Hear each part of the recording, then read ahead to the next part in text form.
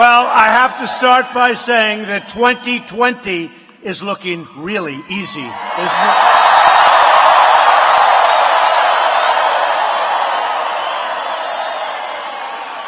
I think the fake news media back there is starting to get it, folks. I think they're starting to understand what's going on, and I'm thrilled to be back in this great state with thousands of proud, loyal, hardworking American patriots. Thank you. In less than 2 years, we've achieved the biggest comeback in American history. That's what's happened. The economy is booming, wages are rising, and more Americans are working today than ever before. Today, ever before. Think of that. Now just think of that. Today, we have more Americans working than we've ever had in the history of our country. Right now, today. How great is that, right? We're defending our Second Amendment, protecting religious liberty, taking care of our great veterans, and rebuilding America's military like it hasn't been rebuilt ever before.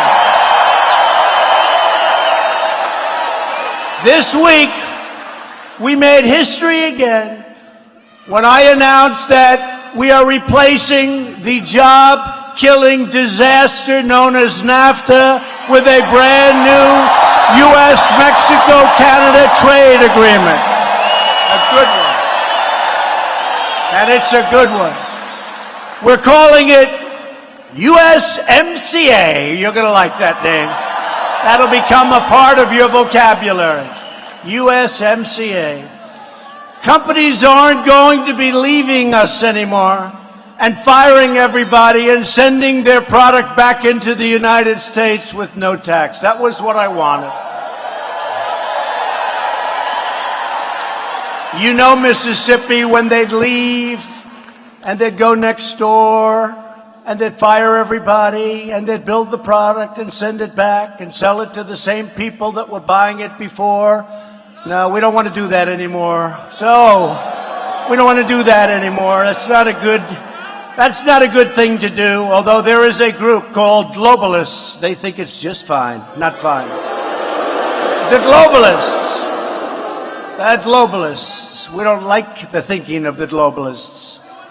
The USMCA is an incredible victory for our farmers, our ranchers, our factory workers, and our entire nation.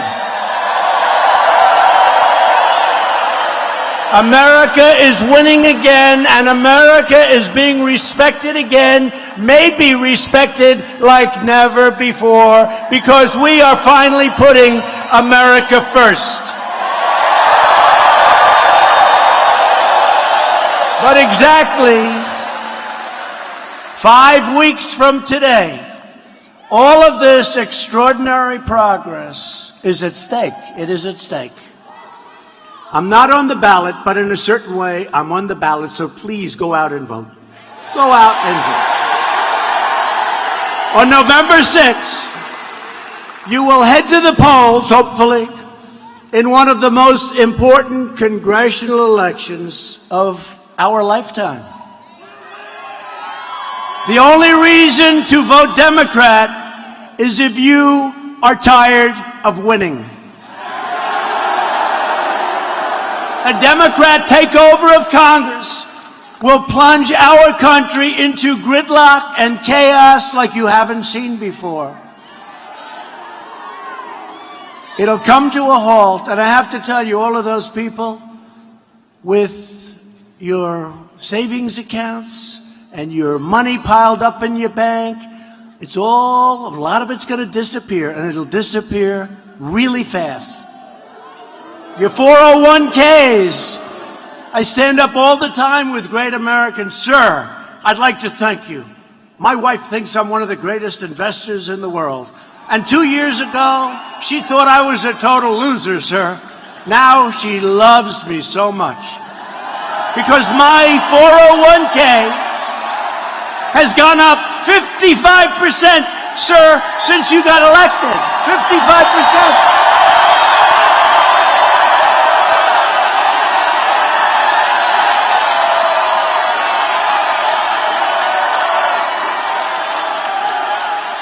Oh, it's amazing. You can really get your wife to like you a lot when that happens.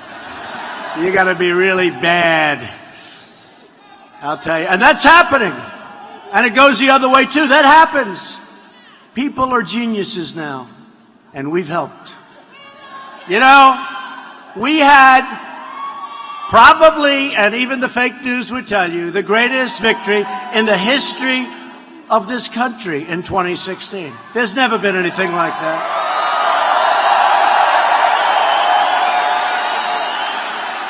The people came from the hills and the valleys. They came from all over.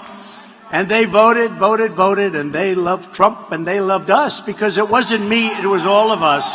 It was all of us, and that's what's happening. That's what's happening. But it's all fragile. The Democrats will open our borders to deadly drugs and ruthless gangs. The Democrats, and I say this, and I've dealt with it, the Democrats are the party of crime, and that's what it is. They're the party of crime. Radical Democrats want to tear down our laws, tear down our institutions in pursuit of power, demolish our prosperity in the name of socialism, and probably worse, and abolish our borders in the service of globalism. There is nothing Democrats aren't willing to do, and you're seeing it day by day, and you've seen it more in the last week than you've ever seen it before.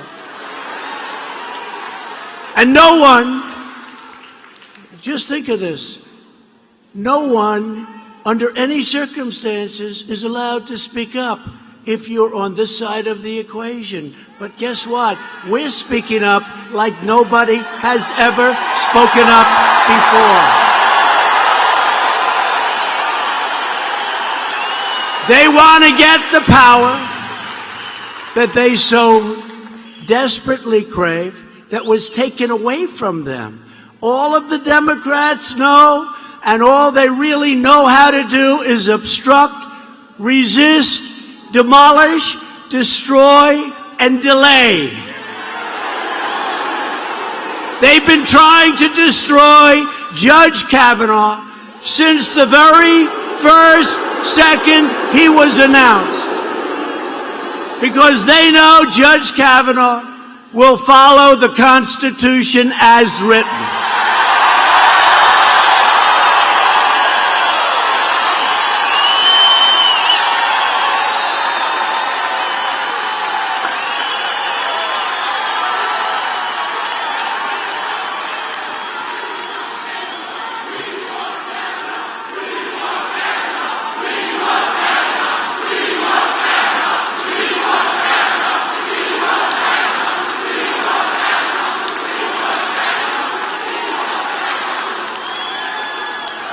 You know, for 10 years, I don't know him, I never met him, but I've been hearing there's this guy named Brett Kavanaugh who is like a perfect person, who's destined for the Supreme Court. I've heard that for a long time. And a lot of smart people. And first in his class at Yale, top in his class at Yale Law School. He's led like a life that's unbelievable. He's had no problems. They've never taken him out of restaurants. They've never done. This is like a person that everybody thought at the highest level on both sides. They said someday he will be a Supreme Court judge. Right? He will be a justice of the Supreme Court. And all my life, I've heard that the most important thing that a president has to do as president is the appointment of a Supreme Court justice. And I disagree. I think war, I think our military, I think peace, I think those things are, those things are pretty important, right? That's pretty important. They don't say that, but I say those things are pretty important. But I have to tell you, the appointment of a Supreme Court justice, and I looked at him, and I looked at the man that we appointed just before him, Justice Neil Gorsuch.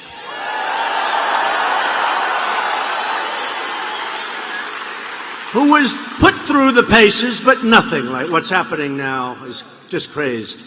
It's crazy. What's happening now, they had a gang rape, many times. Well, that turned out to be false. So many different charges. Guilty until proven innocent. That's very dangerous for our country. That's very dangerous for our country. And I have it myself all the time. But for me, it's like a part of the job description. Let it happen to me. Shouldn't happen to him. Shouldn't happen to him. What he's going through, 36 years ago, this happened. I had one beer, right? I had one beer. Well, do you think it was, nope, it was one beer. Oh, good. How did you get home? I don't remember. How'd you get there? I don't remember. Where is the place? I don't remember. How many years ago was it? I don't know. I don't know. What neighborhood was it in? I don't know. Where's the house? I don't know. Upstairs, downstairs, where was it? I don't know. But I had one beer. That's the only thing I remember. And a man's life is in tatters. A man's life is shattered. His wife is shattered. His daughters, who are beautiful, incredible young kids. They destroy people. They want to destroy people. These are really evil people. And then you see the people that are doing it. I know everyone. I could tell you things about every one of them. Da Nang, Richard Blumenthal. This guy lied about his service. He didn't just say, gee, I was in the service. No, he said, I was in the Marines. Da Nang province. Soldiers dying left and right as we battled up the hill. This went on for 15 years when he was the Attorney General of Connecticut. I thought he was a great war hero. And then it turned out he was never in Vietnam. He was in the reserves. And I watched him 2 days ago. I watched him saying, we need the truth. If we don't have, and here's a guy who was saying people were dying all around him and he was never there. And then he cried. When they caught him, he cried like a baby. Like a baby.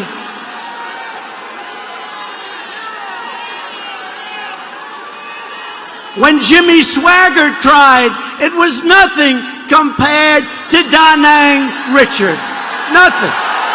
Jimmy Swaggart was nothing compared to, he cried, oh, I'm so sorry. He only lied for 15 years, and now he gets up. And now he talks about lying. And this man's not lying. So Blumenthal is a fraud. He's a fraud. And the reason he got elected is because in Connecticut, it's impossible for a Republican to get elected. And I did well there, but you can't.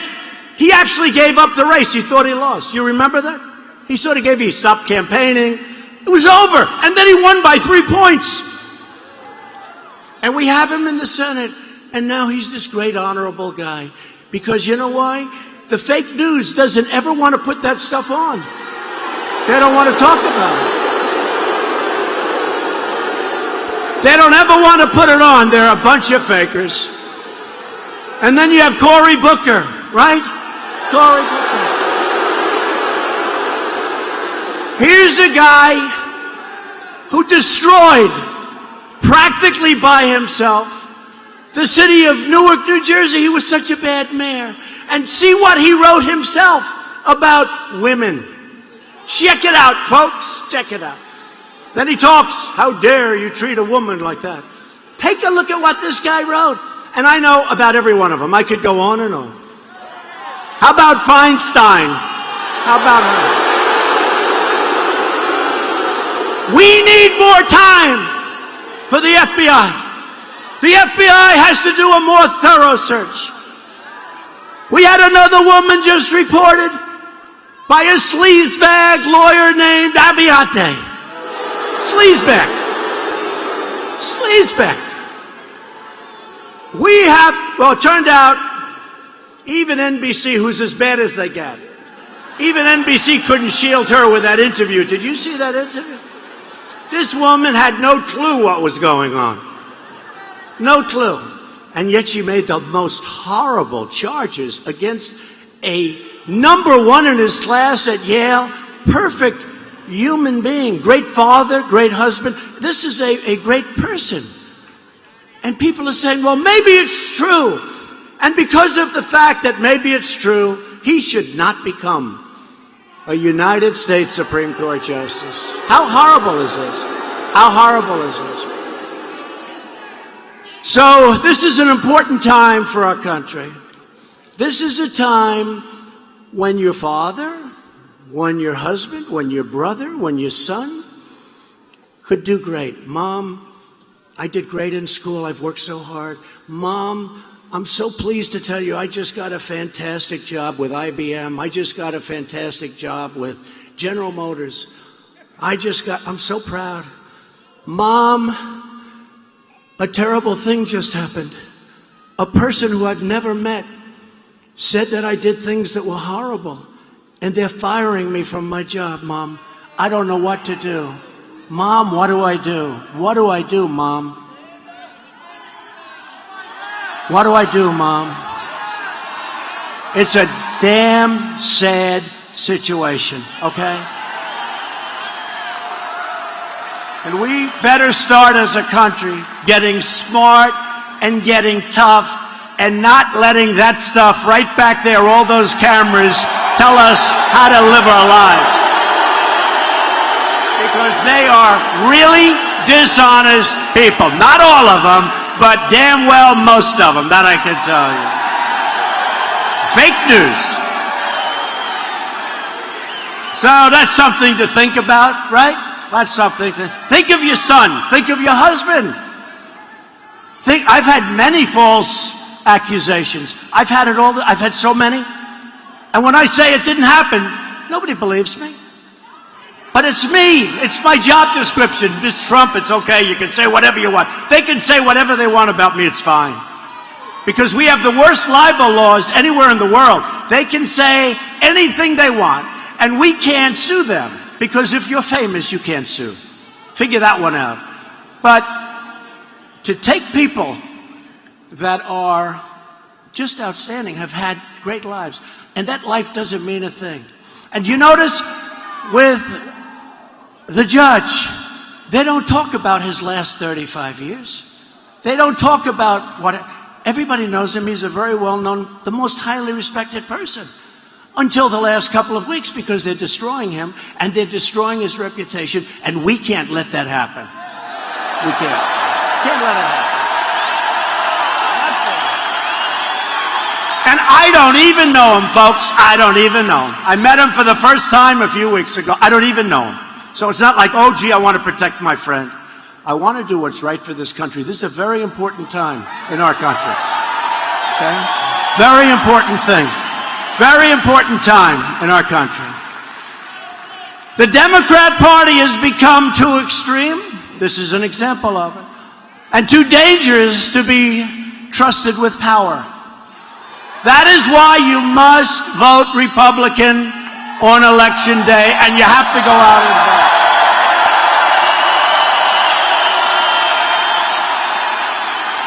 You know, I'm listening to commentators, and they say if Trump were running, he's going to beat everybody. They're saying that. You know, it's hard for them to admit that. And I certainly dream about all these people Biden, the guy never had more than 1% in a poll when he was running for president, and then Obama took him off the trash heap, right? Biden, I hear Biden wants to take me to the back of a barn. He would be in big trouble, I will tell you. Remember he said that? I'd like to take him.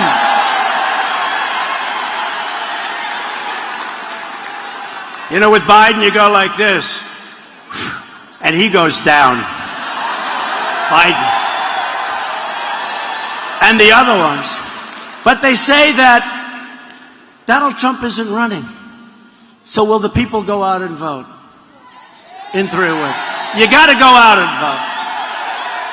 And they say, but Donald Trump doesn't like Congress. I really do. I like a lot of the people in Congress. Some I'm disappointed in. But for the most part, and I have to tell you something, we have the right ideas. We're making our country great again. We're doing the right thing. We need more Republican votes. They say we have a majority. We barely have. If somebody has a cold and stays home, we don't have a majority. That's how bad it is.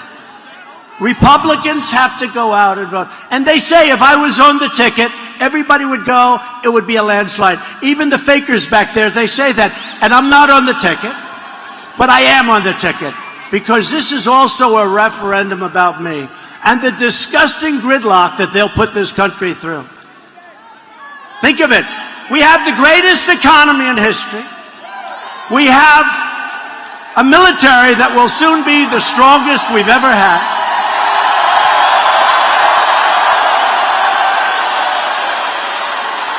Our country is doing so well, and then we have a Maxine Waters saying we have to get rid of him. We have to get rid of him. Maxine Waters. And Nancy Pelosi, she's another beauty. Get out and vote. I want you to vote. Pretend I'm on the ballot.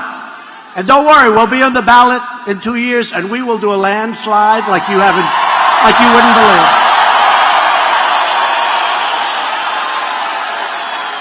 A couple of the reporters I see back there, they said, oh, Trump is running. And I must say, one of them said, right after I announced, June 16th, right after I announced, there was a Sunday morning show, and one of them said, you know he's going to win, don't you?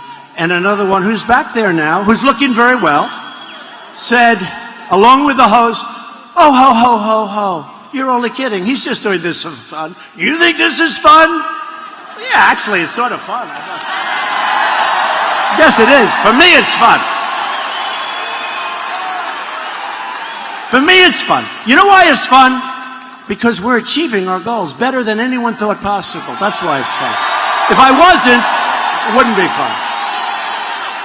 But this one particular reporter, she said, ho, ho, ho, you're only kidding, right? Ha, ha, that's so funny. And I'll never forget, on election night, Donald Trump is your next president, folks.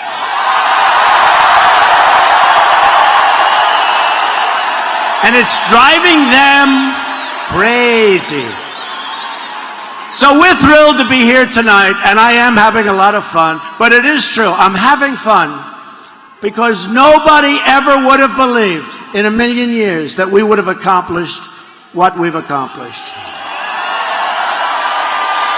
Nobody has accomplished more in 2 years. You take a look at the first 2 years of any, nobody has even come close to accomplishing what we've accomplished.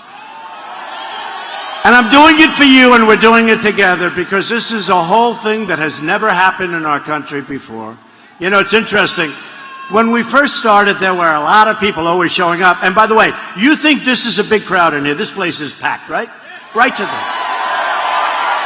And if there was one empty seat, they would say, as the Washington Post did say, the Washington Post came, you saw that, right? Came to an arena someplace 4 hours early, and they hadn't started letting the people in yet.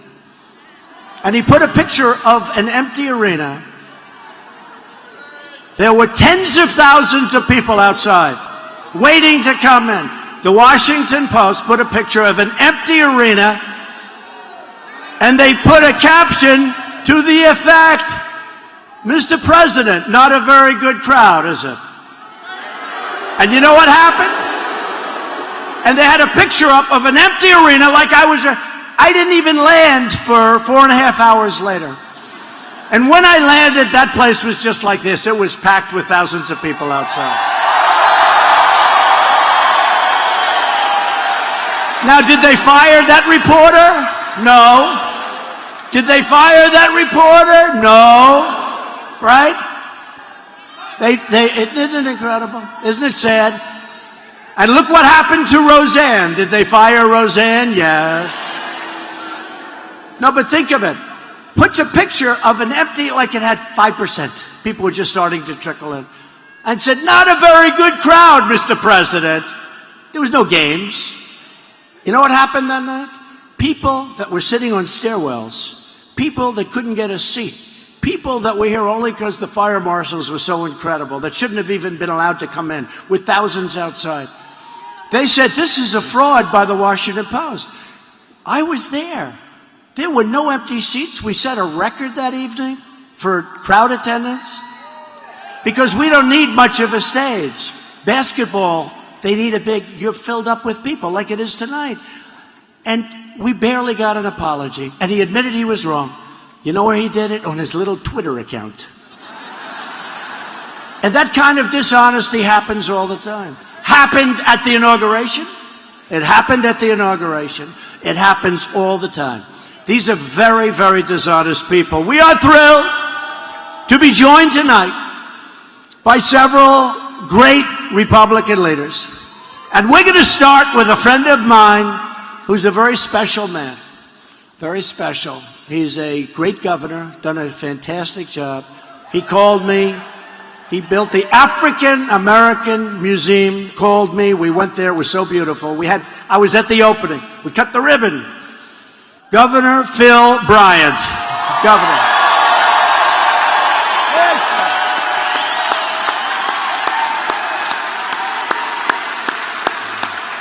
Thank you, Phil.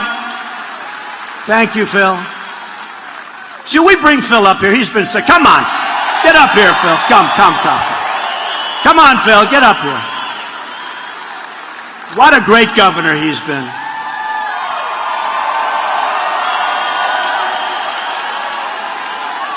Look at this guy. Is he central casting or what? Is he? Look at this. He's central casting, but you know where he's really good? His heart and his brain. Great brain and great heart. Say a few words. Thank you. Are we proud to have Donald J. Trump here in Mississippi? Oh! All right, I won't get started, but I can tell you what, this man has done more as President of the United States in 2 years than any president that I can ever remember or ever studied about. He is a remarkable man that is making America great again.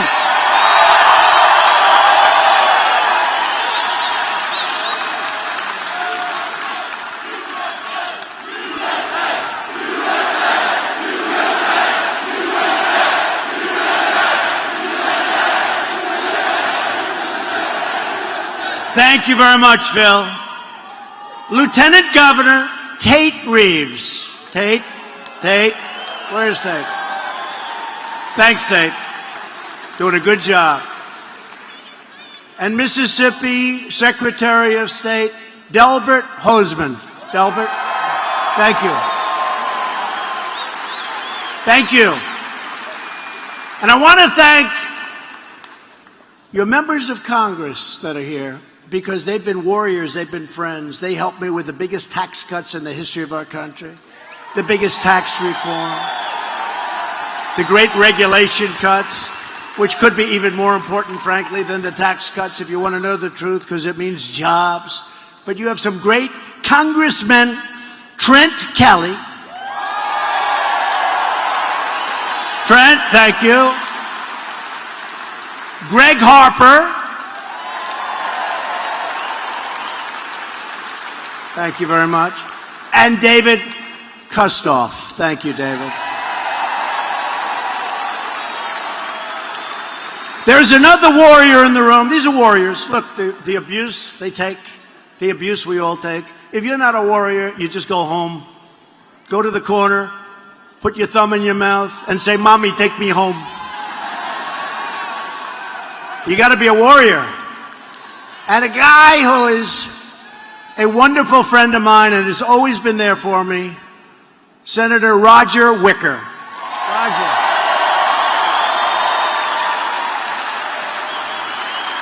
What a great, and Mrs. Wicker, thank you. What a great guy. And he's doing great. Get out and vote for him anyway. He's winning by a lot, but get out there and vote. We love Roger. Finally, I want to introduce the person we are all here tonight to support, a true Mississippi patriot, Senator Cindy Hyde-Smith. Come on up. Cindy, come up.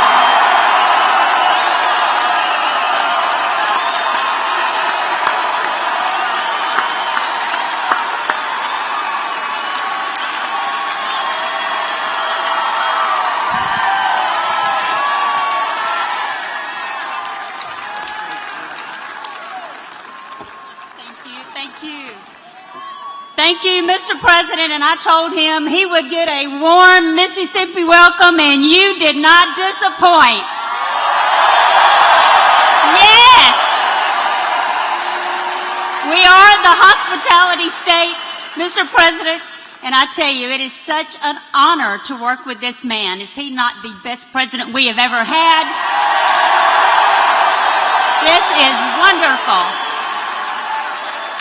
You know, early on, I was a supporter of then candidate Donald J. Trump, and I was on his Ag Advisory Committee, and now every time I walk onto the Senate floor, I want to help President Donald J. Trump.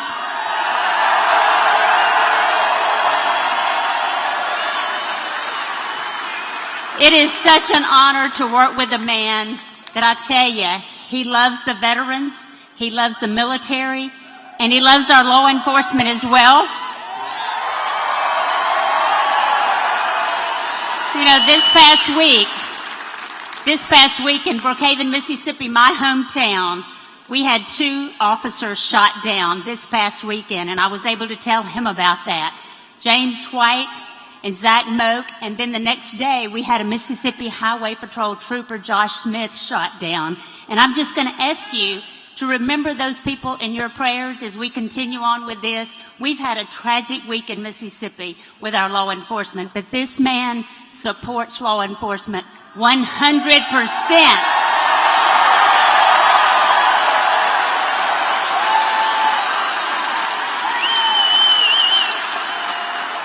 I just want to thank our great Governor, Phil Bryant, for making me your U.S. Senator, to appoint me to that, an opportunity of 3 lifetimes. Other than being the mother of Anna Michael Smith and the husband of Mike Smith, it is the greatest honor of my life. And what a treat to serve with Senator Roger Wicker. When I tell you he's been a friend, he has been a friend to me on the Senate floor, no doubt.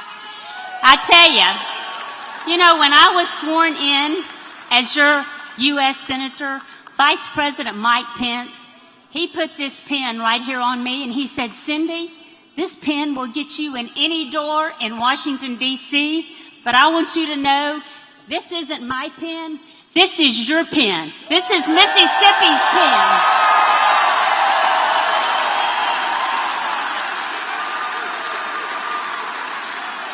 We've got a lot of work to do in Washington, D.C. This man is leading the charge. We're going to get back on Air Force One, and we're going back to Washington because you know what? We've got a Supreme Court justice to get confirmed.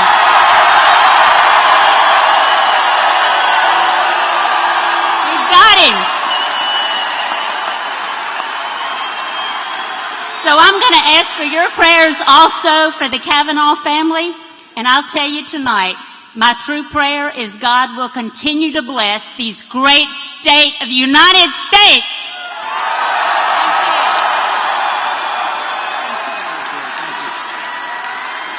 Thank you, Cindy.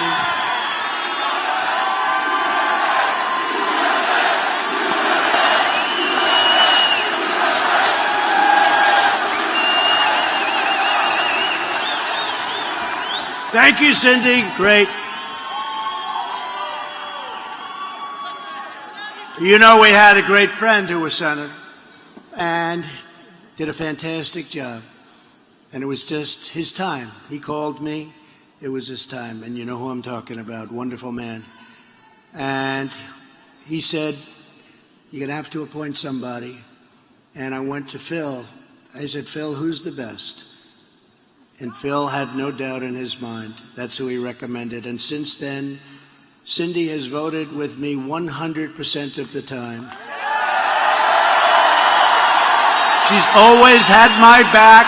She's always had your back. And a vote for Cindy is a vote for me and make America great again.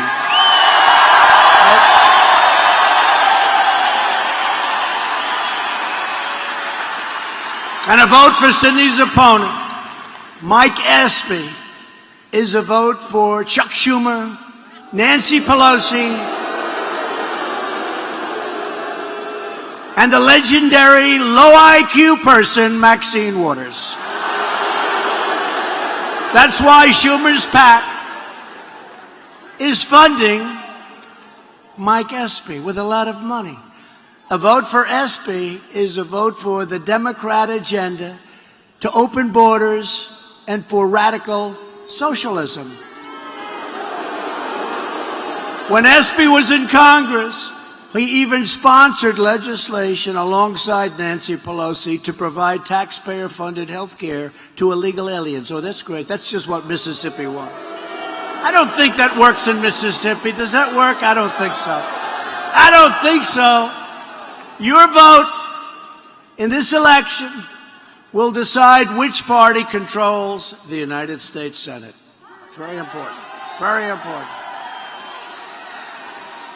And that's a great woman. That's a great woman. Gotten to know her very well over the last number of months. If Democrats get control, they will raise your taxes, flood your streets with criminal aliens, weaken our military, outlaw private health insurance, and replace freedom with socialism. In a short period of time, of course, I'll be doing lots of vetoes, just so don't worry too much, they will turn America into Venezuela. How's that working out? And our country will never be Venezuela. We won't let that happen. If Democrats get 51 seats, the key Senate committees will be run by the far left. Bernie Sanders, crazy Bernie. It's amazing that he wasn't more angry that the election got stolen from him, right? I don't get it. You know, he's always like complaining, he's jumping around, the hair's going crazy. The hair's going crazy. He's jumping and like a lunatic. But he never complained about the fact that crooked Hillary cheated him out of the election. It's amazing. It's amazing.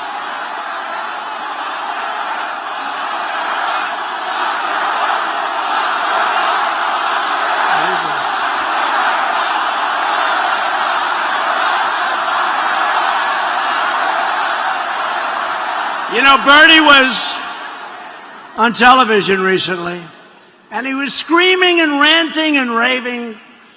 And I said to my wife, Melania, who's now in Africa representing us, First Lady.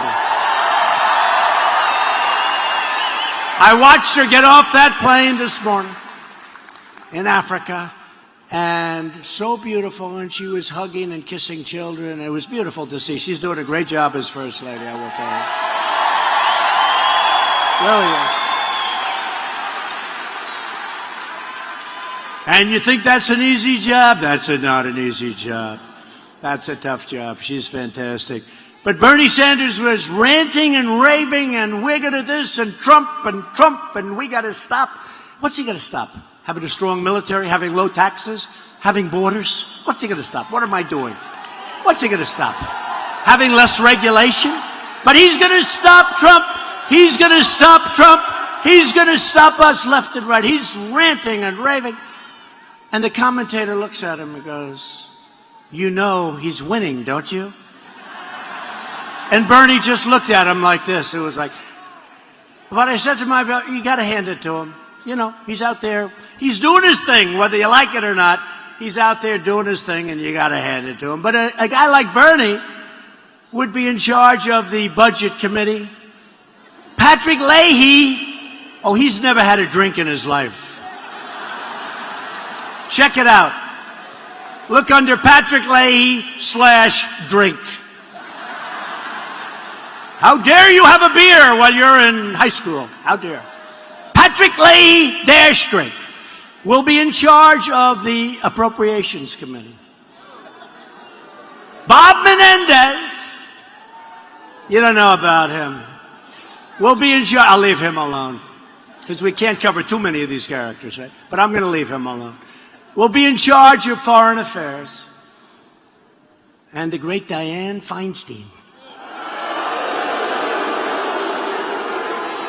will be in charge of the Judiciary Committee? You know. Wasn't that great? Wasn't that great? Wasn't that something the other day? She was asked a simple question. Did you leak the document? Wasn't that great? By John Cornyn. He goes, you leaked the document. No. What? No. Remember? No. Oh, no, I didn't. No, I don't think I, well, wait. Did we leak the document? No! How about the aid? No, you idiot, no! No, we didn't leak the document. We didn't leak the document. No, we didn't. That was the worst body language that I've ever seen. Ah, what a group. What a group. Holier than thou, aren't they? Holier than thou. You know the expression, right? What a group. Also at stake in this election is Medicare. Democrats in Washington want to raid Medicare to pay for their socialist agenda. They're going to destroy it. Republicans want to protect Medicare for our great seniors who earned it and paid for it. Right? Right? And we will always protect Americans with pre-existing location. Well, you have to do that. Pre-existing conditions. We have to take care of pre-existing conditions because it's just the way life is, folks. We have to do that. And the Democrats are talking about it, and they can't do it because they have no plan. So just put it down. And some Republicans say, is that a Republican thing? Whether it is or not, and to me it is, and it always will be. Pre-existing conditions will always be taken care of by us. Have to do it. We have to do it. We have to do it. And we want to do it. I want to do it. We're all going to do it. We're doing well. We'll take it from China. We'll take it from the European Union, who has taken advantage of us for years. We'll take it from Japan. We'll take it from our new beautiful transaction, which is a fair transaction, and good for them too. Mexico, Canada. We're going to have plenty of money coming in, folks, when we fix up these horrible trade deals. So we're going to take care of pre-existing conditions. People that have a problem are going to be helped by the Republican Party from the time I got elected, really. You look at what we've done with Obamacare. It's a disaster. We had it beaten, but I'll say it a different way than I have been saying it. We didn't get one Democrat vote. We had it repealed and replaced. A little shocker took place early in the morning. But the fact is, we didn't get one Democrat vote. We would have saved $1 trillion. Think of it. Our country would have saved $1 trillion had we gotten that extra vote. We didn't get one vote from one Democrat. But we've pretty much dismantled it, and here's the nice story. We've managed it well, and your premiums have gone up very little by comparison. Remember, they're going up 156, 201, 187, 116%. Now we have it down, but we're getting rid of it entirely. We're going to have great health care. The new platform of the Democrat Party is to abolish ICE, the brave, brave people of ICE. In other words, they want to abolish immigration enforcement entirely. That's what they want to do. Democrats also support strongly sanctuary cities of death. Sanctuary cities. Every day, sanctuary cities are unleashing vicious predators and bloodthirsty killers like MS-13 into our communities. They go out and they hide out in sanctuary cities. Then they come into our cities and our towns. And then we send ICE in, and ICE says, no problem. You know why? Because ICE is much tougher and much smarter than them. And ICE has done an incredible job. And they grab them by the neck and they throw them the hell out of our country, or they throw them into jail.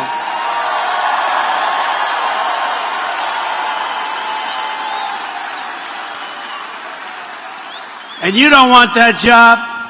And you don't want that job. And you don't even want, although maybe you could handle that job. Right? But they do a fantastic job. And we have to cherish our law enforcement. And that goes for Border Patrol. That goes for ICE. We're setting records on the border on arrests. We don't want to do that. We're building the wall. It's going up. But getting money is brutal. Brutal.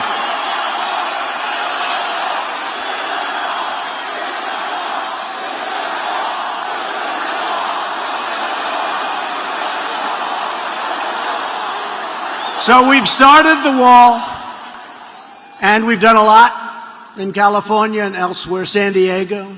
We're moving eastward, and we're covering a lot of territory. They gave us $1.6 billion, $1.6 billion, and another $1.6 billion. I want the whole thing because we can do the whole damn wall, and we can do a great one in 1 year. But getting money from the Democrats is tough because they know that's a big issue for us. And they know we need it. Most of them voted for it in 2006. I don't know if you know that. Most of them, but of course you have to have a wall. You have people pouring across. They're tackling people. Then, of course, they have catch and release. You catch somebody. Who is this person? It's a criminal. Oh, that's okay. Catch, take his name, and release the person. And the person they think will come back to court. We have the dumbest immigration laws in the whole world. Watch what happens over the next couple of weeks, folks. Watch. Watch. And it's all because of the Democrats. Every Republican wants some change, but they stop you. The only thing they're good at, they're lousy politicians. They're horrible in policy. They don't know what the hell they're doing. They're only good at one thing, resisting. They're good at sticking together. You rarely see them break up. They stick. Like glue, they stick. That's the only thing they're good at. Delay and resist. Republicans believe America should be a sanctuary for law-abiding Americans, not for criminal aliens. If you want security, if you want a strong border, if you want to have a country that is a great, great, safe country, then you need to go out and you need to vote Republican. You have to do it. And everybody. This election in November is about safety, and it's also about prosperity. They're going to take your wealth away from you. They're going to take your wealth away. All of that we've done with the jobs and the salaries and the wages that are rising for the first time in 21 years. They're going to take it away from you so fast. Since the election, we have created over 4 million new jobs, unheard of,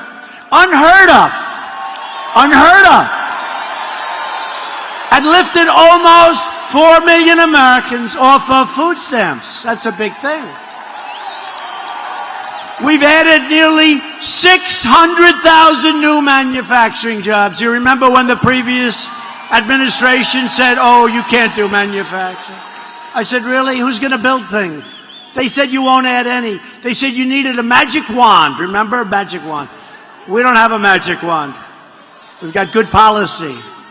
We've got good leadership. We have a lot of good leaders in our party. And you've heard this many times over the last 3 weeks. African American unemployment has reached its lowest rate ever recorded. Ever. Remember, what do you have to lose? What do you have to lose, right? What do you have to lose, I said? And people said, oh, that's not nice. But I said, wait, they have the worst crime rate. They have the worst schools. They have the worst home ownership percentages. I went through a list of 10 different things. And I looked up, and they've always voted for Democrats, the African Americans, in 95% more. And I looked up and I said, what the hell do you have to lose, remember? And now, not only do they have the lowest unemployment rate in history, but African American poverty has reached its lowest rate also ever recorded. It's a great thing, right? So, and we've just started. We've just started. Remember, same true for Hispanic Americans. The lowest unemployment rate ever recorded. Same for Asian Americans. Lowest unemployment rate ever recorded. Women, lowest unemployment rate in 65 years.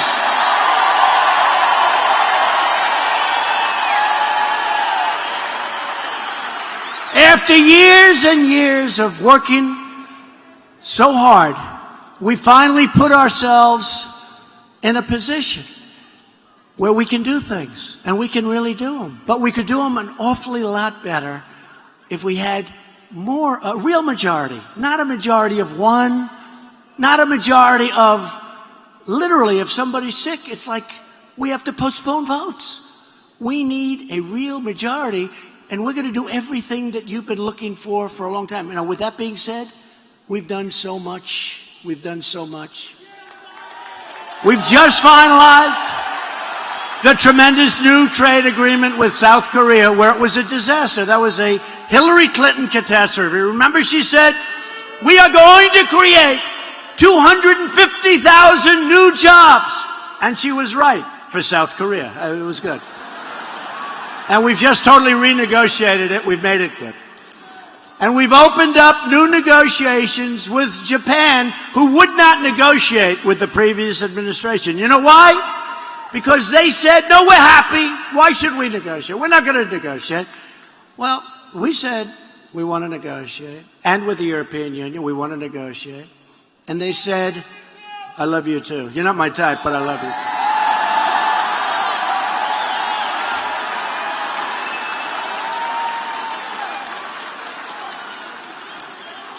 That was a strong guy, by the way, in case. Because if that was a woman, I'm in big trouble. And you know what? I hope you're a guy. So the European Union and Japan, I said, listen, we lost 151 billion with a B with you. We lost 151 billion. Jean-Claude, he's the head of the European Union. I said, Jean-Claude, he's tough and smart, really tough. I don't think he likes our country too much, but I've told him that many times. Well, they were formed, right? They were formed in order to take advantage of us. So Jean-Claude, for years the Obama administration wanted to negotiate, and you said, no, we're not going to negotiate. I'm telling you, I want to negotiate. We lost $151 billion with the European Union. Many of us come from the European Union. I do. Many of the people in the room sound so nice, European Union. And they're just killing us. So I said, we have to negotiate. Oh, yes. 2 weeks go by, we don't get a call. I call him up again and say, Jean-Claude, we got to negotiate. Oh, yes. Oh, yes. Beautiful accent. I wish I had his accent. I would have been president 15 years ago if I had his accent. And I said, Jean-Claude, please, we got to negotiate. I can't take this. 151 billion we lose. You have barriers against our farmers. We can't sell farm products. You have barriers against our cars, and yet you give us millions of Mercedes and BMW and all these cars that pour into our country. You have barriers, and you charge us big tariffs for products. And you make it impossible for us to give you, but you sell us so much. Jean-Claude, we have to negotiate. And he said, oh, yes. 2 weeks go by. No negotiation. I say, Jean-Claude, you don't have to negotiate anymore, Jean-Claude. I am going to put a 25% tariff on Mercedes-Benz, BMW, and every car you send in to the United States. We're putting a 25% tariff or tax on every car, millions and millions of cars that you send into the United States. He said, no, no, no, don't, please, I will be there tomorrow morning. This was an evening. I get to my office, he's there. I said, where did you come from, New York? No, no, no. I came from Europe. I said, let me know the name of that plane. That is the fastest plane. And now they're dying to make a deal. You saw what's been going on with these deals. China! They're draining us. They're taking our money. They're rebuilding themselves. They're building a jet a day. They're building many, many bridges the size and bigger than like the George Washington Bridge. What are we doing? We're helping them. We've rebuilt China. They've taken so much money. I like President Xi, the head of China. But I said, we can't do this anymore. So now we put $50 billion of tariffs on. And they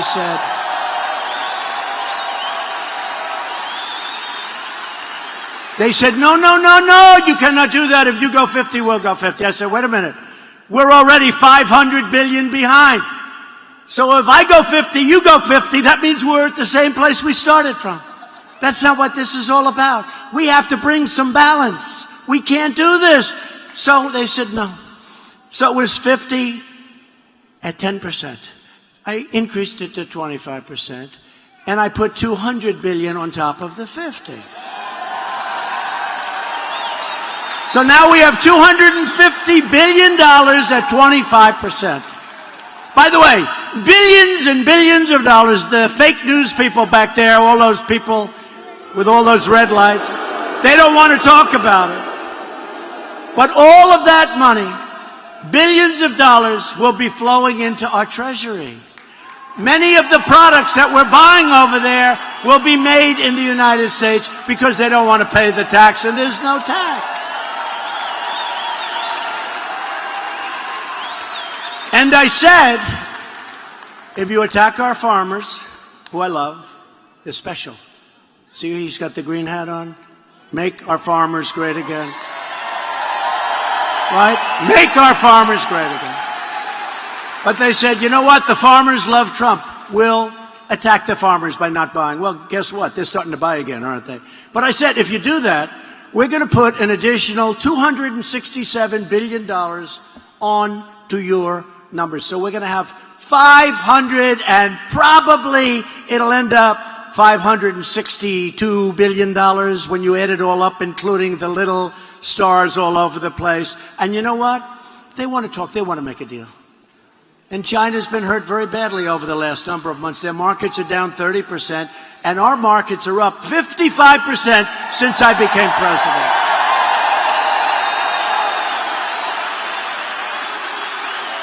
And I hope we can make a deal with China, but honestly, who knows? But we're very happy where we are. Very, very happy. And I want to thank the farmers, because, you know, I watch the farmers. And they say, and don't forget, the farmers have been going down like this for 20 years, long before I got here. We're going to bring those green caps. You're going to be so proud of me. Okay? You're going to be so proud. They want to talk, and at some point they're talking. But I told them just recently, you're not ready to talk yet. You're not ready. In all fairness, they've been making so much money, it's hard for them to say they're making $500 billion a year because we had, let's be nice, we had presidents that it wasn't their thing. But it is my thing. Do you know how wealthy our country would be if they didn't have these really stupid deals all over the place? So many of them. And how about our military deals where we protect rich nations and we don't get reimbursed? How about that stuff? That's changing too, folks. We protect Saudi Arabia. Would you say they're rich? And I love the king, King Solomon, but I said, King, we're protecting you. You might not be there for 2 weeks without us. You have to pay for your military. You have to pay.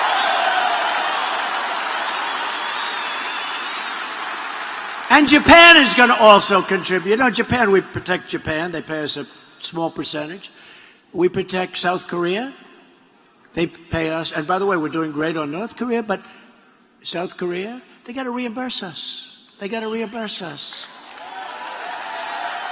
Republicans passed, and I signed the biggest package of tax cuts and reform in the history of our country. We have cut a record number of regulations. Now, we got no Democrat support for any of this. This is what's driving our economy, those two things. We have approved a record number of affordable, generic drugs. Watch what's going to happen to drug prices.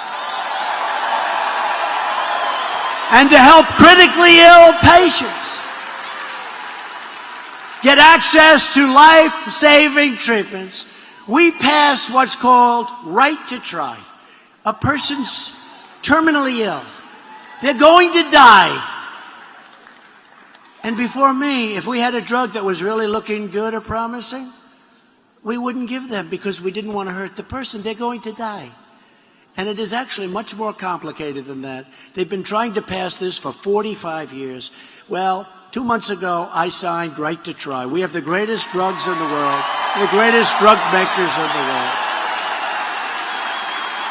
I would watch wealthy people travel all over the world trying to find a cure. And poor people just went home. They had no hope.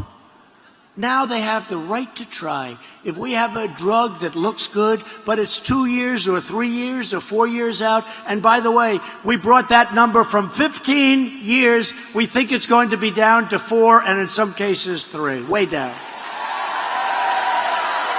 Scott is doing a great job. Scott, get that number down, Scott. And now we have that, I love that, Right to Try, such a great name. Right to Try. You have hope. We also passed Veterans' Choice. 44 years they tried to do it. Giving our veterans the right to see a private doctor if they've got to wait online for weeks and weeks and weeks. 44 years! And we passed the landmark VA Accountability Act. That's people that work in the VA that treat our veterans badly, and we couldn't do a thing about it. And now we can fire them so fast. We see you. I just signed legislation. And you think that was easy, getting that through the unions and civil service? That was a 48-year job. And your two senators helped me a lot, I will tell you. They helped me a lot. Thank you, Cindy. Thank you, Roger. And your congressman, by the way, helped me a lot. In particular, your congressman. I just signed legislation to completely rebuild our military, securing $700 billion, and then the following year, $716 billion to purchase the finest planes and ships and tanks and missiles and submarines on the face of the earth. All made in America, made in the USA. And we have given our troops their largest pay raise in more than a decade. Isn't that nice? About time. At my direction, the Pentagon is now working very hard to create the 6th branch of the American Armed Forces. It's called the Space Force. So you have the Air Force, you have the Space Force. Separate. The Space Force. And that's what it's all about, folks. You look at what's happening. I'm not just talking rockets to the moon and to Mars. I'm talking about defense. I'm talking about, that's where it is. It's in space. Army, Navy, Air Force, Marines, Coast Guard, right? Space Force. I withdrew the United States from the horrible, one-sided Iran nuclear deal. And Iran is a much different country. They're trying to put out all the riots they have all over that country. You know, when I became president, I looked there, before I became, I said, how are you stopping Iran? Nobody was able to tell me. And I did this, and they have shattered, man. They have shattered. I got rid of that deal. How about we gave them $150 billion for nothing? We give them $1.8 billion in cash for nothing. And we've recognized the capital of Israel and opened the American embassy in Jerusalem.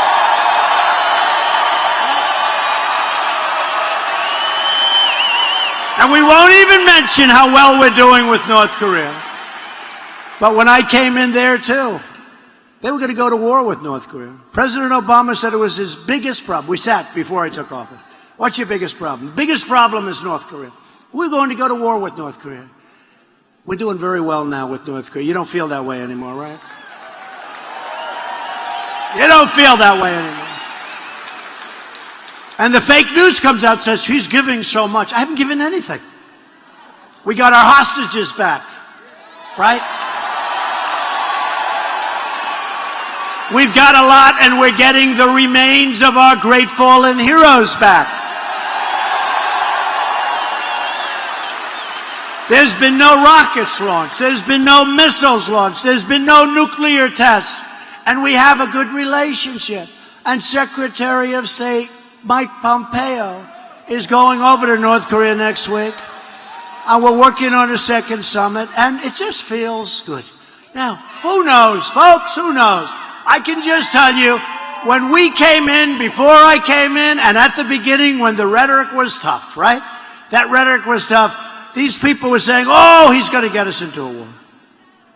Well, guess what? That worked out. That rhetoric was tough. And let's see what happens, but we're doing very well. We're doing very well. For years, you watched as your leaders apologized for America. Now you have a president who is standing up for America.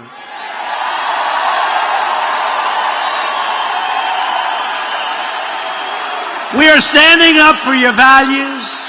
We are standing up for Mississippi. We are standing proudly. We are standing up for your national anthem.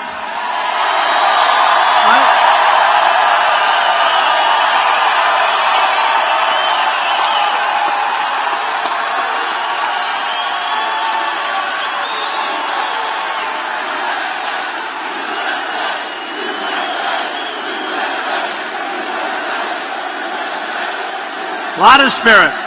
A lot of spirit. One of them said the other day, you know, President Trump can't be beaten in 2020. That's driving them crazy. Oh. Who the hell's going to beat us? Look, who's going to beat us? If another president came here and they said, we're coming to Mississippi and we're going to make a speech, you know how many people would show up? Really, 300, 400. You'd have a medium-sized meeting room at a hotel, right? Look at this place. Look at this place. Look at this place. We're lifting millions of our citizens from welfare to work, from dependence to independence, and from poverty to prosperity. That's what's happening.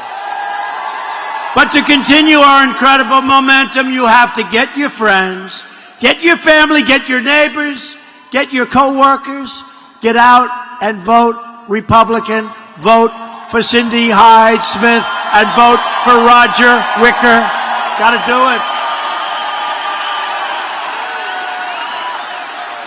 A vote for Republicans is a vote for lower taxes, less regulation, and more products made right here in the USA. It's a vote to reduce crime, respect law enforcement, and restore the rule of law. It's a vote for strong borders, safe communities, and thriving families, which you are. And a vote for Republicans is a vote to reject the Democrat politics of anger, destruction, chaos, and to come together as neighbors, as citizens, and as Americans. To everyone in this room tonight, to every citizen watching all across our land, this is your time to choose. Very important time when you look at what's happening to Judge Kavanaugh. This is a very important time. It's time to choose whether we turn backward to the failure and frustrations of the past, or whether we continue forward into the unlimited promise of our future. It's not up to the media or the pundits to decide your fate. It's up to you. The future is in your hands, as it was in 2016. That was a beautiful time. There has never been an election like this in our country's history. You have the power, just as you did in 2016. With your vote to save America from socialism and to save America from decay. It's up to you on November 6th to choose a future of patriotism, prosperity, and pride. Loyal citizens like you help build this country, and together we are taking back our country, returning power to everyday Americans. We stand on the shoulder of the giants of American history, the greatest, the toughest, the most courageous men and women ever to walk the face of the earth. Our ancestors crossed the oceans, settled a continent, won a revolution, and fought to victory in 2 world wars. Think of it. Think of it. Right? Think of it. American patriots defeated fascism, triumphed over communism, and delivered millions and millions and millions of people into freedom. These courageous patriots did not shed their blood, sweat, and tears so that we could sit at home while others tried to tear down their legacy and destroy our proud American heritage. Right? Just like the pioneers and patriots who came before us, we are going to work, we are going to fight, and we are going to win, win, win. We will not bend, we will not break, we will never give in, we will never give up, we will never back down, we will never surrender, and we will always fight on to victory.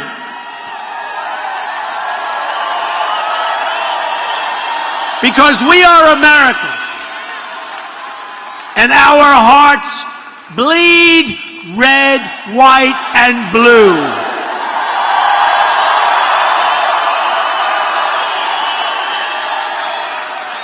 We are one people, one family, and one glorious nation under God.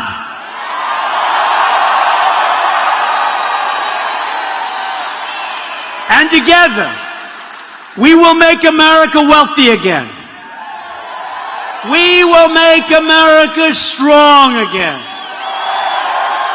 We will make America safe again. And we will make America great again. Thank you very much, Mississippi. Get out and vote. Thank you.